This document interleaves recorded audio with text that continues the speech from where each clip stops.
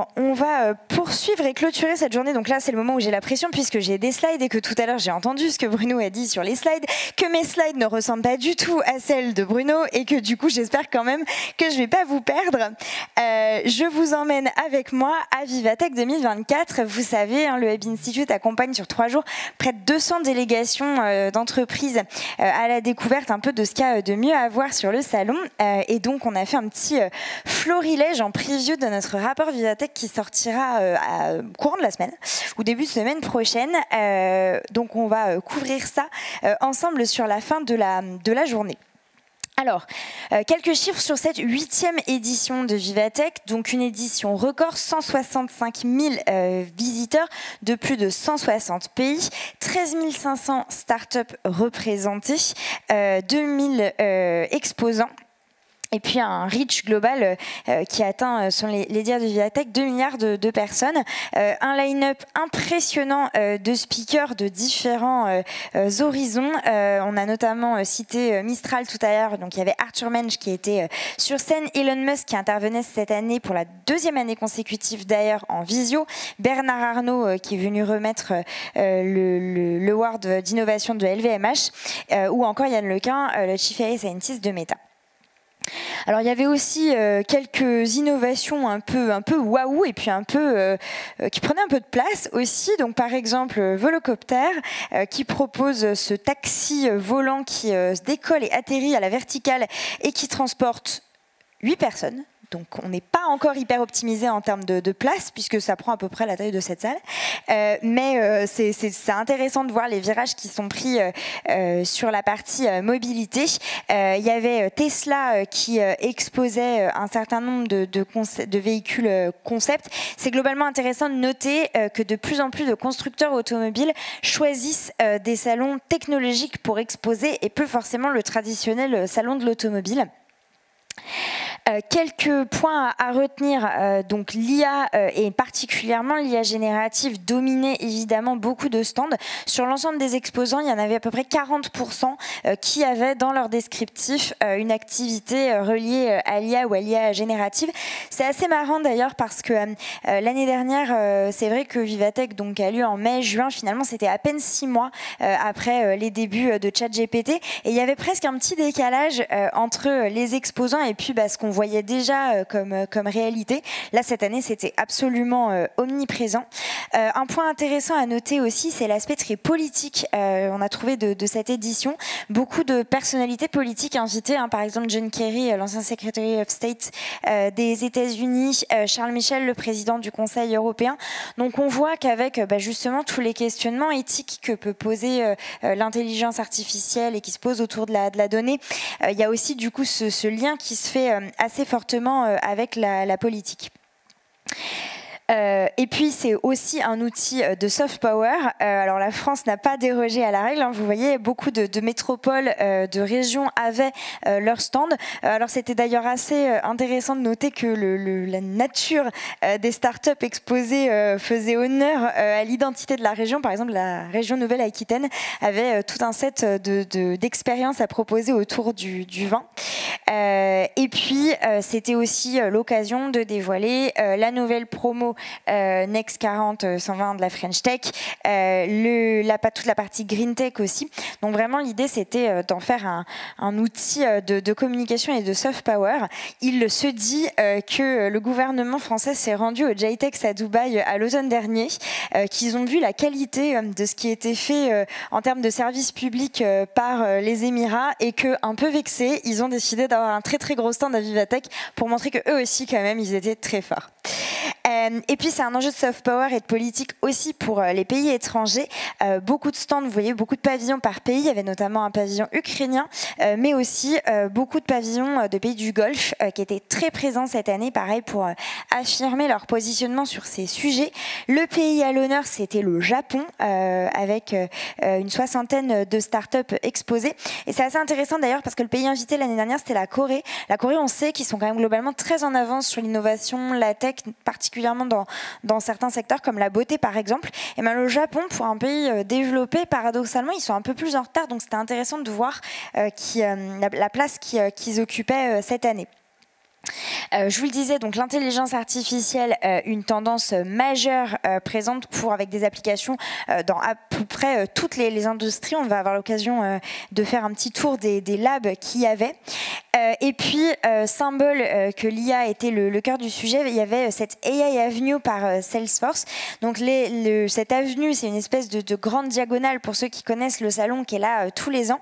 Et en fait, c'est intéressant. En général, la thématique, elle tourne autour d'une thématique et la thématique reflète assez bien finalement la conviction de l'année. L'année dernière, elle était plutôt dédiée à des startups à impact et là, elle a été donc brandée par Salesforce avec beaucoup de sujets autour de l'intelligence artificielle. Alors à la fois des usages très concrets d'entreprises, vous voyez par exemple Unitree en bas à droite, mais aussi beaucoup de tech for good, avec notamment un certain nombre d'innovations pour accompagner des personnes en situation de handicap, l'art, etc.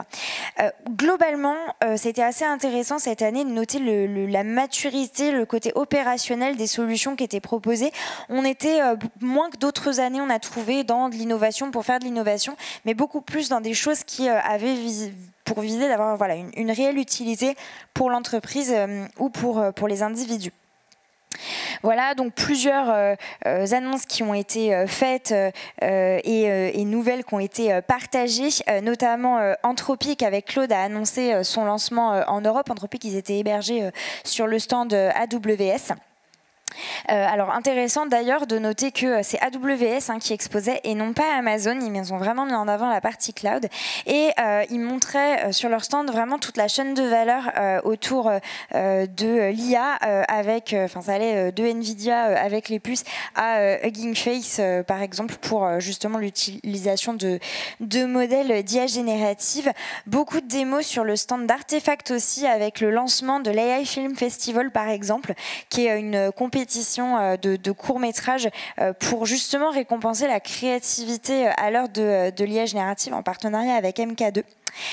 Le lab Meta, qui était très présent aussi cette année, très central, avec plusieurs innovations qui étaient proposées. Bon, bien sûr, le MetaQuest. Un point aussi hyper intéressant, c'était cet outil qui s'appelle Seamless Expressive, qui a vocation à traduire non seulement les mots que vous exprimez, mais en gardant, en recréant et en conservant, même dans une autre langue, les expressions, les intonations, pour vraiment retranscrire l'ensemble de ce qui passe dans une communication.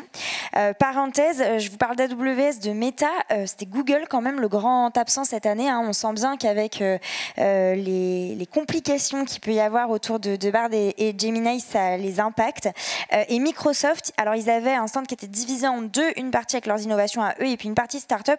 Bon, c'était un peu compliqué de vraiment bien comprendre quelles étaient les start-up les plus intéressantes parce que ça tournait toutes les 2 heures, donc il n'y avait pas vraiment beaucoup de temps pour les voir. C'était un peu particulier. Le stand Publicis, donc très orienté autour des industries créatives, évidemment. Le label VMH, comme toujours, un des plus courus, voire quasi impraticable à certains moments du salon. Donc l'idée d'LVMH, c'était vraiment de mettre en avant chacune des maisons, leurs différents métiers et comment est-ce que justement ils adoptent l'IA générative et qu'ils s'en servent. Donc il y avait voilà, Moët Hennessy, Vuitton, Loro Piana. Mais aussi Sephora qui proposait par exemple des tests en réalité virtuelle pour le maquillage qui sont actuellement à l'étude à Shanghai mais pas encore accessibles en Europe. L'Oréal qui avait également une très grosse présence autour de leur nouvelle tagline For Each. Donc L'Oréal, ils se sont beaucoup positionnés sur la beauté pour tous. Maintenant, à l'heure de l'IA, ils prennent beaucoup le virage de la beauté pour chacun et chacune.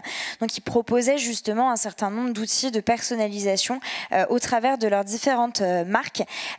C'était d'ailleurs très inscrit dans la continuité de leur présence au CES cette année. Et je ne sais pas si vous avez eu l'occasion de regarder le replay de la keynote d'ouverture du CES de Nicolas Hieronymus, mais si ce n'est pas le cas, je vous invite à le faire parce que c'était vraiment très intéressant. Et intéressant aussi de voir le positionnement d'entreprises qui ne sont pas des boîtes de tech, mais qui se positionnent vraiment de plus en plus comme telles. Voilà, le Lab La Poste qui était très riche également, et je ne dis pas ça parce qu'il y a des représentants de La Poste dans la salle, mais il y avait vraiment beaucoup de choses justement sur toutes les initiatives qui sont déjà prises en matière d'IA générative avec cet angle très responsable.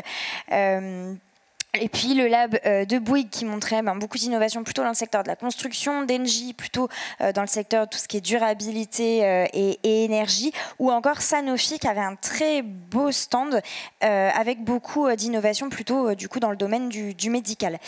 Voilà, et enfin Orange pour tous les enjeux de cybersécurité notamment, hein, on le sait, ça va de pair avec la croissance de l'IA et l'explosion du volume de données, il y a aussi plus de risques. Donc Orange proposait vraiment ça. Voilà, donc Marina Ferrari, secrétaire d'État chargée du numérique, nous résumait bien la situation en disant avec l'accélération de l'IA, nous vivons une véritable révolution. Elle a un potentiel énorme pour transformer les économies et les sociétés. Et finalement, ça résumait bien cette édition 2024. Pour aller plus loin, vous pouvez bénéficier, si vous le souhaitez, d'un débrief personnalisé pour vos équipes. N'hésitez pas à nous contacter pour cela et puis à rejoindre la communauté de membres pour pouvoir avoir accès à l'ensemble des rapports, puisque le Best of Viatech sortira donc cette semaine et sera suivi de près par notre rapport IA et Data. Voilà, je vous remercie. Je vais en profiter pour clôturer cette édition 2024 du Data and AI Forum. On se retrouve notamment pour le Hub Forum les 8 et 9 octobre 2024 avec un format repensé, avec une journée de conférences, des insights, des témoignages et puis une deuxième journée qui sera plus sur le terrain où on vous emmènera en petits groupes à la découverte des innovations, que ce soit en magasin, dans des labs. Une journée qui devrait être assez inédite et très riche pour sortir du quotidien. Avant de terminer, je voudrais remercier évidemment l'ensemble des partenaires qui ont permis que cette journée se tienne, l'ensemble des intervenants également qui ont eu la gentillesse de prendre sur leurs emplois du temps que l'on s'est chargé pour vous partager leurs témoignages, l'ensemble des équipes techniques du pavillon d'Armenonville, bien évidemment les équipes du Hub Institute qui ont travaillé d'arrache-pied pour vous proposer cet événement et que je crois qu'on peut applaudir très fort. Merci pour eux. Et je vous donne rendez-vous dès la rentrée pour le Hub Forum et puis sur nos plus petits événements pour ceux qui nous suivent dès la semaine prochaine. À très bientôt.